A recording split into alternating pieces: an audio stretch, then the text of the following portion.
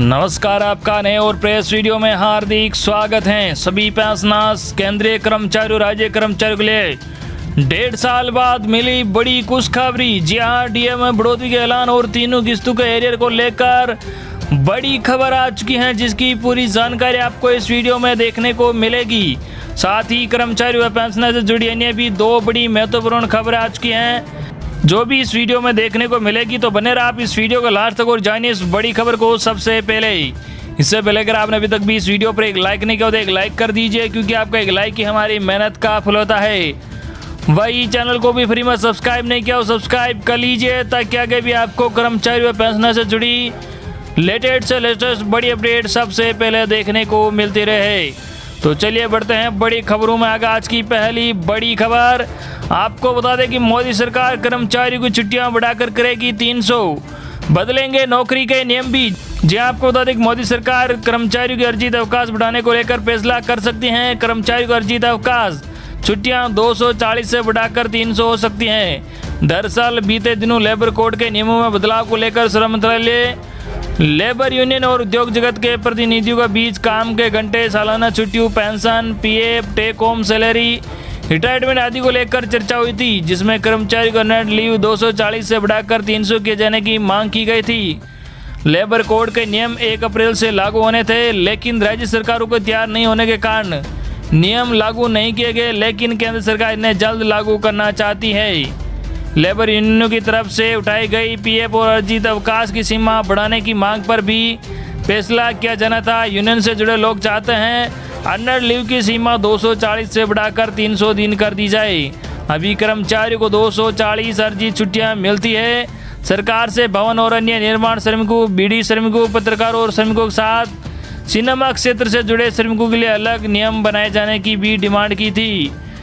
संसद से श्रम सुधारों से जुड़े नए कानून सितंबर 2020 में पास हुए थे। अब केंद्र सरकार की कोशिश है कि इन्हें जल्द से जल्द लागू किया जाए। लेबर कोड के नियमों में बेसिक सैलरी कुल वेतन का 50% या अधिक होना चाहिए। इससे ज़्यादातर कर्मचारी के वेतन का स्ट्रक्चर बदल जाएगा। बेसिक सैलरी बढ़ेगी और तो पीएफ और ग्रेजुटी में कटने वाला पैसा बढ़ जाएगा। इससे हाथ में आने वाली सैलरी कम हो जाएगी, हालांकि पीएफ बढ़ सकता है। वही अगली बड़ी खबर आपको बता दें कि सरकारी कर्मचारियों की एलटीसी क्लेम सेटलमेंट नियमों में ढील मिली। जाने कैसे होगा आपको फायदा। जी आपको बता दें कि केंद्र सरकार ने अब तक उन सरकारी कर्मचारियों को लीव ट्रेवल कंसेशन एलटीसी को लेकर एक और मौका दिया है, जिन्होंने 31 मई 2021 तक एलटीसी क्लेम नहीं किया था। वित्त मंत्रालय के विभाग ने एलटीसी केस वाउचर स्कीम को लेकर स्पष्टीकरण जारी कर दिया है। मंत्रालय की ओर से जारी नोटिफिकेशन में जानकारी दी गई थी कि सभी मंत्रालय और सरकारी विभाग में काम करने वाले कर्मचारियों को एक तय तारीख के बाद भी मौका दिया जाएगा। वित्त मंत्रालय ने कहा, कोविड-19 की वजह से उत्पन्न हुई परिस्थितियों की वजह से विभाग को बिल सेटलमेंट या क्लेम को 31 मई 2021 के आगे बढ़ाने की मांग की गई थी। अब यह फैसला लिया गया है कि मंत्रालय इन क्लेम्स या खरीद को तय तारीख यानी 31 मई 2021 के बाद भी स्वीकार किया जा सकता है। 31 मई तक बढ़ाई गई थी एलटीसी क्लेम की अंतिम तारीख। जी आपको बता दें कि सामान्य परिस्थिति में हर वित्तीय वर्ष के 31 मार्च 2021 तक एलटीसी क्लेम का सेटलमेंट कर दिया जाता है। हालांकि कोविड-19 महामारी की वजह से केंद्र सरकार ने एलटीसी क्लेम करने की अंतिम तारीख को 31 मई 2021 तक बढ़ा दी थी। इसके लिए सरकार की ओर से 7 मई 2021 को वित्त मंत्रालय की ओर से एक ऑफिस मेमोरेंडम भी जारी किया गया था। मई तक कई कर्मचारी क्लेम नहीं कर सके। जी आपको बता दें मई महीने में कोविड-19 महामारी की दूसरी लहर चरम पर थी, इसलिए कई केंद्रीय कर्मचारी अपना एलटीसी क्लेम नहीं कर पाए थे। यही कारण है कि उनके प्रतिनिधियों ने सरकार से अंतिम तारीख बढ़ाने की मांग की थी। अब नए आदेश के बाद केंद्र सरकार अब उन कर्मचारियों के एलटीसी क्लेम को भी स्वीकार करेगी, जिन्हें तय तारीख आगे बढ़ाने के बाद भी इसका लाभ नहीं मिल सका था। पिछले साल LTC special case package scheme का ऐलान हुआ था। गौरतलब है कि सरकार ने पिछले साल ही LTC special case package scheme का ऐलान किया था। सरकार ने इस खास पैकेज का ऐलान इसलिए किया था ताकि लॉकडाउन व अन्य प्रतिबंध में कई गुमन नहीं जाने के बावजूद भी कर्मचारियों को इस स्कीम का लाभ मिल सके। इसके तहत सरकार ने कर्मचारियों को छूट दी थी कि वे बिल या बिल क्लेम फाइल करके कैश वाउचर प्राप्त कर सकते हैं। स्पेशल पैकेज के तहत कर्मचारी तय तारीख के अंदर वस्तु व सेवा पर खर्च कर सकते हैं। यह खर्च उन्हें अपने पति या पत्नी या परिवार के दूसरे सदस्यों के नाम पर कर सकते हैं। इस ऑफर के तहत एक से अधिक बिल्स को भी स्वीकार किया जा रहा है।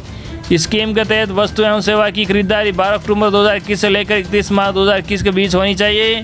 कर्मचारी को इसका बिल देना होगा जिसमें 12% से अधिक दर से GST दिया गया हो। एक शर्त यह भी थी कि इसका पेमेंट डिजिटल माध्यम से ही होना चाहिए।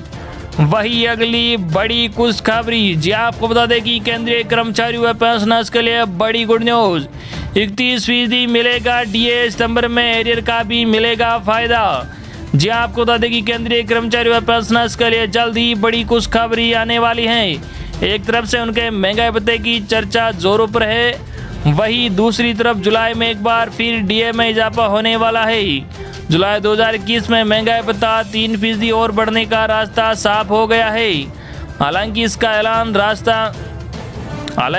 ऐलान सरकार की तरफ से ही किया जाएगा। जनवरी 2021 से मई 2021 के बीच AICPI all India consumer price index के आंकड़े आ चुके हैं। आंकड़ों से अनुमान लगाया गया है कि जुलाई में 3% महंगाई भत्ता बढ़ सकता है।